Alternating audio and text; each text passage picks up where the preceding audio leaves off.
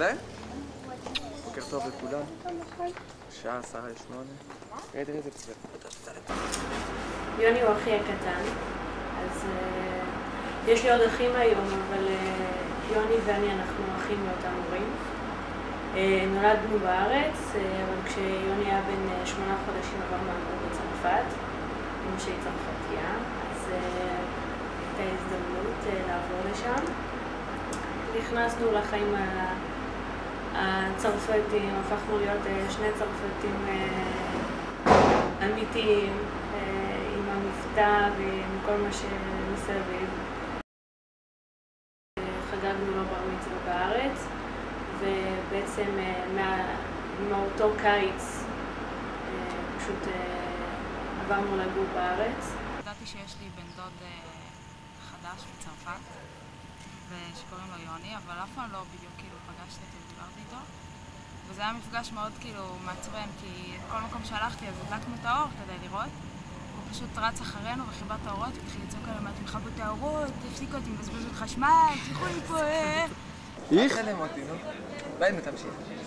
תקופה שבאמת היינו חברים טובים, זה היה פחות או יותר מאז שאני הייתי בת 13 אם אני לא טועה, והיינו מרבים להיות ארבעתנו כל הזמן ביחד.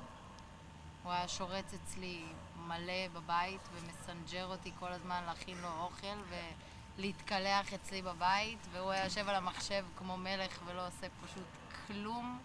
אני והיא בעיקר היינו עושות בשבילו הכל, אם זה לנקות לו ולהכין לו אוכל ולשלם לו את הדלק של האוטו בשביל שניסה לנתניה לאכול משהו, ארבעתנו ביחד, לפגוש חבר'ה מהאינטרנט שאותם הכרנו דרך האינטרנט. התחלנו לדבר באיזה צ'אט, ובהתחלה לא ידעתי שזה הוא, והוא אמר לי שזה יונתן, ידיד של מירב, שהייתה בכיתה שלי, ואז קישרתי שזה הוא.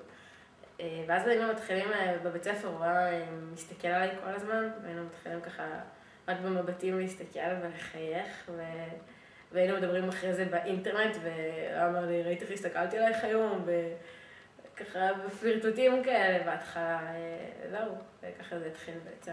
היינו הרבה ביחד, הרבה במושב ביחד. כל ערב זה יושבים ומעשנים נרגילה, או שנוסעים לבית השייח, או יושבים עם חברים באינטרנט, ולא משנה מה. אבל מהצבא זה כבר קצת התרחק. הוא לא רצה להתגייס בהתחלה, והוא ככה כל הזמן דחה את הצבא ואת כל הצווים שהוא קיבל, התחל רוצה לטוס לצרפת ולברוח, ובסוף הוא כן החליט להתגייס. מהרגע הזה פשוט התחיל להתאהב בצבא, ואנחנו לא הבנו כל כך מה עובר עליו, אבל נורא שמחנו שבסופו של דבר קל לו וטוב לו. זו שנייה, לירן, אותנו יכול מרחוק. כבוד! כפי שאתם רואים, זה החדר הכי מסריח בקורס. וזה סבא ג'פטו אותי בנה, וזה החתיך, הקשקשי ז'וטו פרסון, הצרפתי. לגבי יונתן, אז יש כמה דברים שאני זוכרת. אחד הדברים זה שכמובן כולנו, כל המדריכים של ההלכות פיקוד פשוט היו חולות עליו, ובכל הזדמנות שרק היה אפשר שנכנסנו למשרדים, אז כולם איזה מתוק ואיזה מקסים, ועם המבטא הצרפתי שלו, שלא היה אפשר פשוט לעמוד בפניו. בקיצור, מה שאני רוצה להגיד לכם נמאס כבר לשמוע. אנחנו עייפים, וישנו כל הלילה. לא ראיתי את אמא שבועיים. אל תלם אותי. די, קוראים לנו בקשר. המערכת לא אוהבת אותנו. היא נותנת לנו לעבוד ולנקות.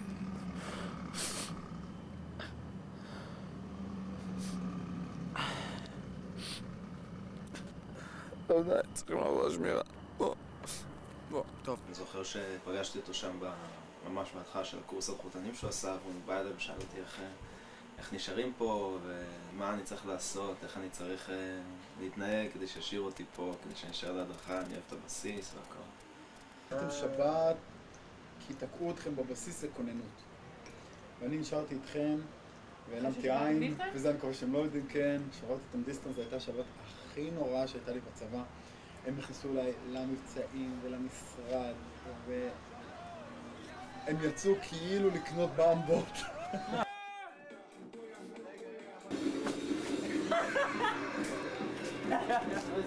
איזה רקדן, איזה רקדן!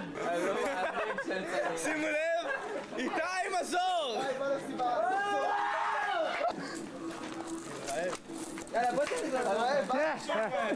אתה רעב בוקקה! באותו ערב ישבנו אני ויונתן, חצי לילה ישבנו מחוץ למבצעים כי אני הייתי שם בזה. אז הבנתי שהוא באמת רציני והוא באמת עשה את הכל בשביל כן להישאר ושיש לו מוטיבציה. יאללה רמי, לישון, ב5 מה קורה? דקות יאללה, בקום, יש לי 5 דקות. וכאילו גולת הכותרת של היום היה ללכת למקלחת ביחד עם יוני ולשיר, אם אתה זוכר. אז כולם היו הולכים לשיר, אפילו אתה שאין לך עניין בשירה כל כך. והוא לא היה רוצה לבוא. ולא הבנו אף פעם למה. זה הדבר הכי מוזר שאני זוכר. וכשהיינו חוזרים מהמקלחות, שמחים ומאושרים, אז היינו רואים אותו בחדר, מדבר עם הפלאפון האדום שלו, אם אני זוכר נכון. כחול? לא משנה. אני מדבר בצרפתית עם אמא שלו. On va commencer à passer sûrement un devoir écrit. Pour ça que tu le présentes. Ah, c'est bon. אני אתן לך שעה כבר. תפסיק.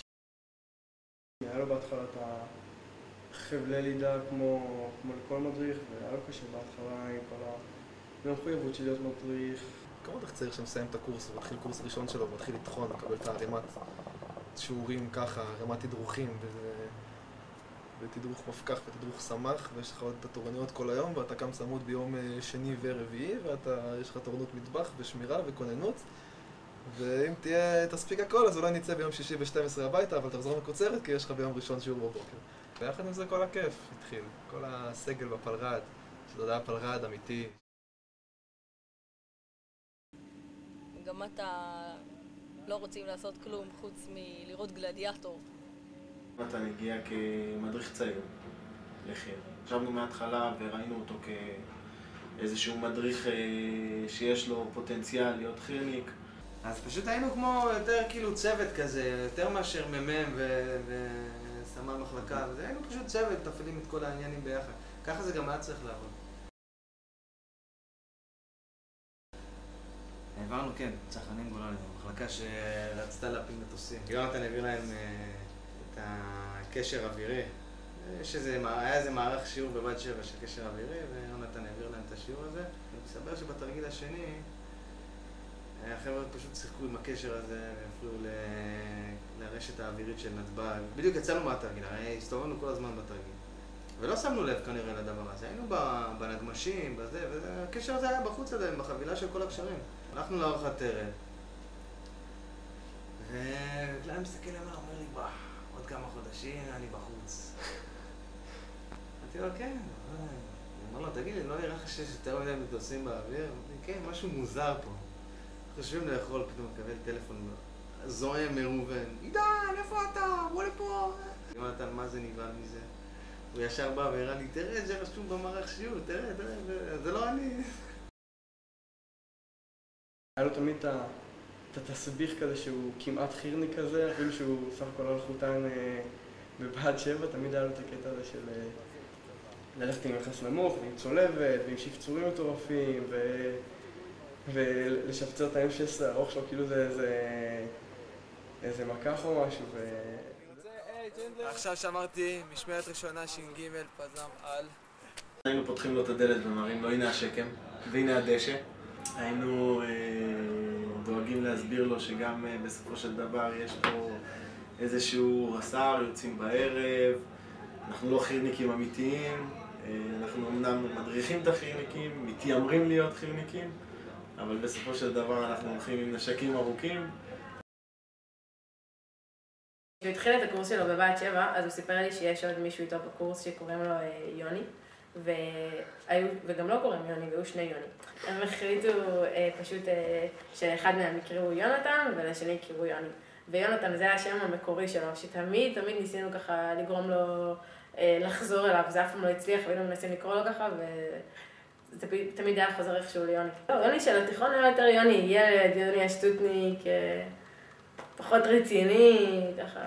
יונתן של הצבא הרבה יותר בוגר, הרבה יותר חכם, יותר חתיך אפילו, הרבה יותר רציני, יותר משקיע, יותר מודע לעצמו.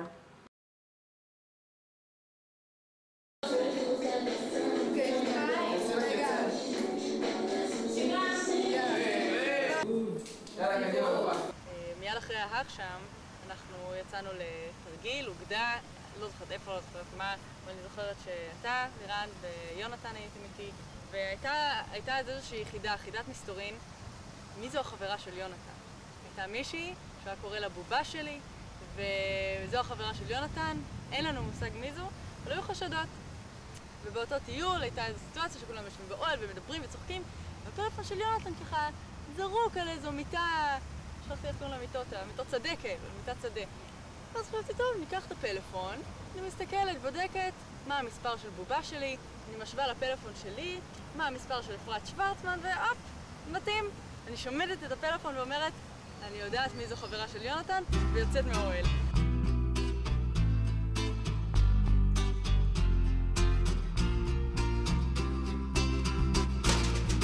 השמש כבר שוקעת על העולם, הנה היא כבר טובעת בתוך הים,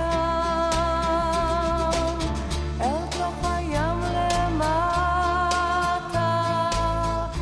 זונחים שכפים, המים משאירים לך את הצדפים, אז בואי כבר הביתה.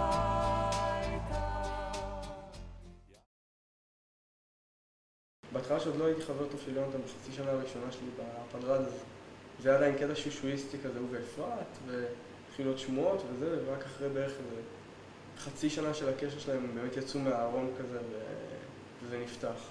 הם היו זוג צמוד אחד לשני כל הזמן, והוא היה ממש עוקב אחריה. אני כבר הכרתי את המערכת היחסים שלהם בשלב יותר מתקדם, הוא כבר פלירטט אחריה באח שם והכל, וכשהם בעצם, כשאפרת באה כבר הייתה מדריכה יחסית ותיקה כשהגיעה לנאפה, אז בעצם נוצר שם מצב שכבר המערכת היחסים הייתה בשלה וכל היום היו אחד עם השני. היינו בנאפה, וזה זיכרון שכאילו צרוב לי כזה בראש.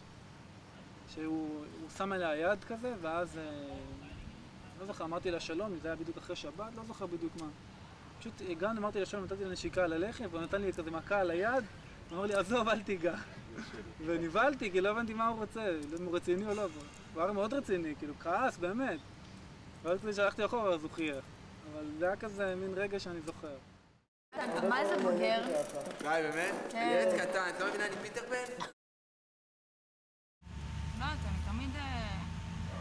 יש לי משהו שמח כזה בלב, ואני חושבת עליו, כי לא יודעת, הוא פשוט... הכל אצלו קשור להומור ולשמחה ולחיוך, ואני בטוחה שכאילו, אם הוא היה רואה אותנו עכשיו, אז הוא היה ממש כאילו צוחק על זה, או מסתלבט עלינו, או כאילו מפסיק את זה, או משהו כזה.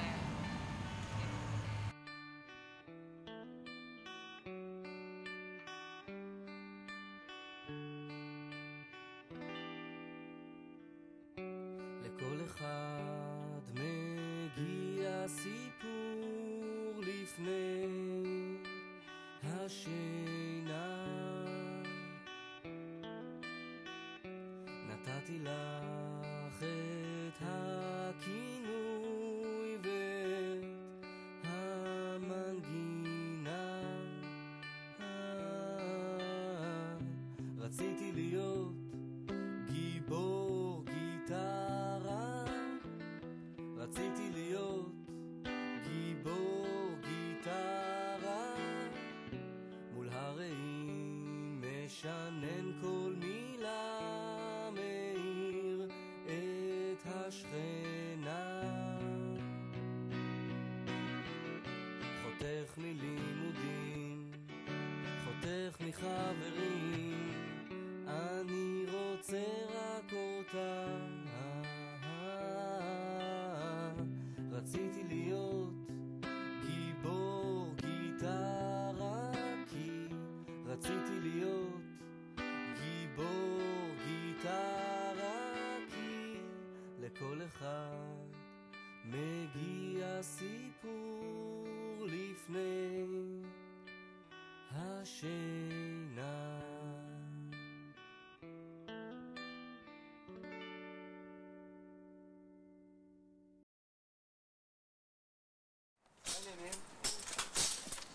יאללה. לוחם על או שומר על? חבר'ה, מי אתה תותח?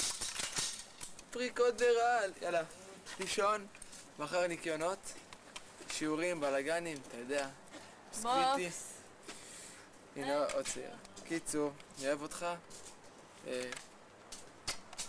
מתגעגע, ביי.